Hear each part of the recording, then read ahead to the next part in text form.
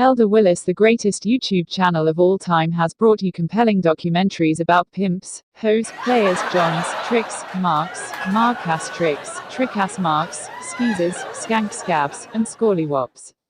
Now he's back again to bring you another great show, The Haters, and now as Elder Willis goes undercover to bring you the secrets of secrets, the haters of King James. For those that do not know who I am, it's the real King James bitch. Those sons of bitches, you get it, sons of bitches, they have been hiding this secret about me and you, the house of Jacob, for over 2,000 years. Now viewing scripture range from the book of Psalms chapter 69, 4 through chapter 69, 5.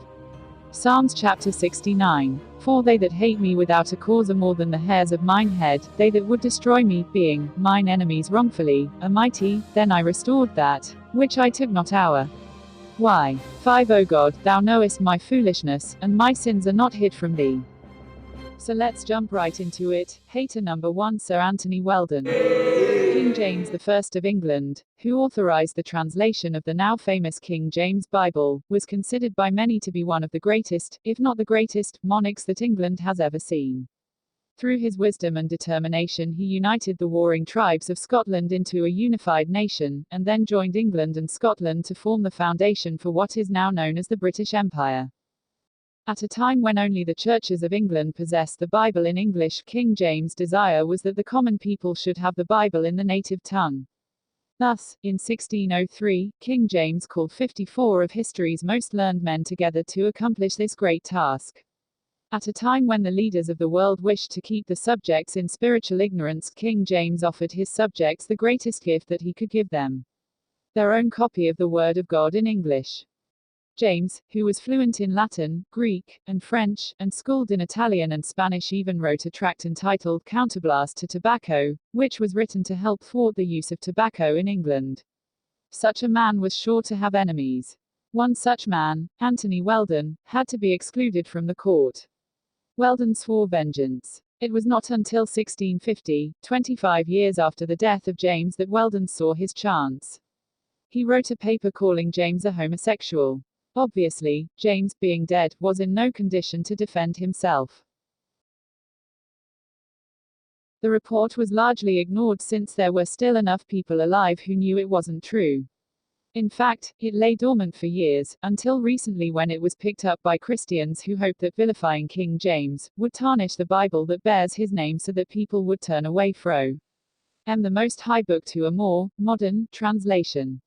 It seems, though, that Weldon's false account is being once again largely ignored by the majority of people, with the exception of those with an ulterior motive, such as its author had.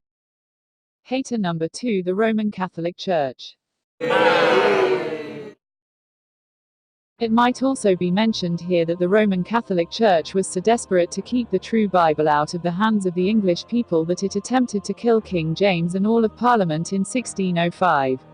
In 1605, a Roman Catholic by the name of Guy Fawkes, under the direction of a Jesuit priest by the name of Henry Garnet, was found in the basement of Parliament with 36 barrels of gunpowder, which he was to use to blow up King James and the entire Parliament. After killing the king, they planned on imprisoning his children, re-establishing England as a state loyal to the Pope, and kill all who resisted. Needless to say, the perfect English Bible would have been one of the plot's victims. Fawkes and Garnet and 8 other conspirators were caught and hanged. It seems that those who work so hard to discredit the character of King James join an unholy lot. So the question is, did they succeed in the plot? And the answer is yes, by whitewashing the image of King James and by adding and subtracting from the King James Bible.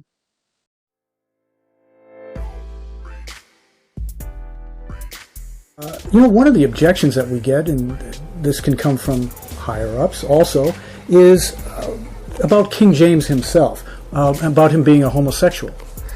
Okay, well, first of all, the guy who created that rumor waited until 15 years after James died, and there was nobody there to raise an objection, so that's kind of silly to begin with.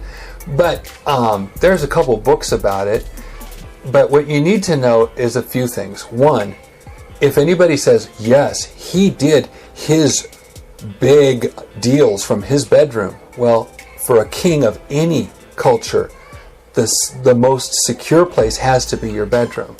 The place where you give all your secrets has to be your bedroom, because that's where the king sleeps.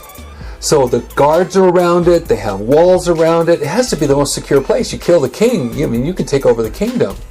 So when they had business affairs of state that were so important that other people could not be around, that's where they held them. Second of all, he had a couple of physical things that happened to him, causing him to lean on people and stuff. That's one that this guy made up to be, oh, see, he's all into these guys or whatever. And third, there are vocabulary, ways of talking about things, about loving a person or being close to somebody, that were reinterpreted and made into something sexual, which is really filthy. And filthy-minded people love that kind of stuff. But it wasn't James. He was a very happily married man who loved his wife. In fact, he even at the conference that created the King James talked about how he thought it was perfectly okay to say he worshipped his wife. He lifted up the worth of his wife. And yeah. So he really loved his wife and his kids. And so no, he was not a homosexual. But let's take it one step further. Who cares at this one level? If you get to this issue and somebody tries to just yell at you and berate you for being so stupid as to believe he wasn't a homosexual, let's pretend the worst of the worst and he was just a devil. Okay, guess what? He had nothing to do with the King James Bible. They gave that name King James's Bible in the early 1800s when they started contemplating making other Bibles. And then later they called it the King James Bible as they published different Bibles. It wasn't King James's Bible. In fact, it was one of the most open processes of translating known to mankind. It has been talked about for centuries. In fact, the NIV people tried to make themselves sound like they had done the same thing for their 2011, which they did not. It was an open process. Anybody could have seen all these scholars. The scholars were brought from all over the place. The churches brought the people in, and the process was open to be examined. There was over 54 people involved. This is not a closed door, closed session thing. And the king had nothing to do with it, except he wanted it done by these people, set apart, and that it would be the version used in the church and no other. Sounds pretty authorized to me. Which is what it was known as, the authorized version, and it still is. Or the Common Bible, or the English Bible. It was just the Bible. Scotland's glassmaking began in 1610 when King James VI of Scotland granted the first patent to make glass to George Hay. The windows and glasses were made in East Wemyss in Fife.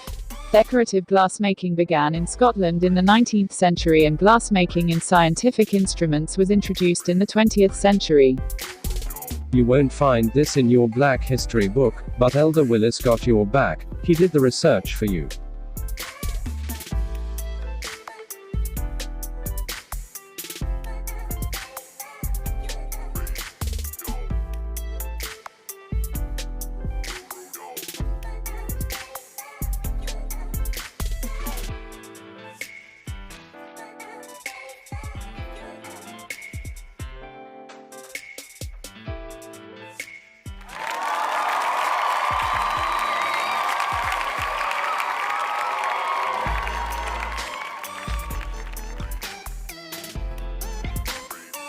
Did you see it? Take a closer look at my name. James means Jacob in the Hebrew, you sneaky bitches.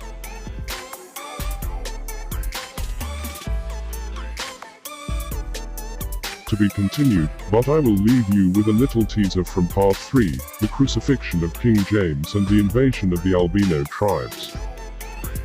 It may be objected that the red and white petaled rose described in the Zohar has 12 petals, whereas the Tudor rose has 10. This too is by design. The Tudor rose represents the British nation who come from Joseph. In a sense they head the 10 tribes of Israel. That is why the Tudor rose has 10 petals. But the other 3 petals belong to descendants of the kingdom of Judah, i.e. the Jews. The kingdom of Judah had been founded around the 2 tribes of Judah and Benjamin. Later they were joined by the tribe of Levi, 2 Chronicles 11:13. But there were actually 13 tribes of Israel when Levi is included, and Ephraim and Manasseh both counted as separate tribes in their own right. The United States Congress in 1986 chose the rose as the national flower of the USA.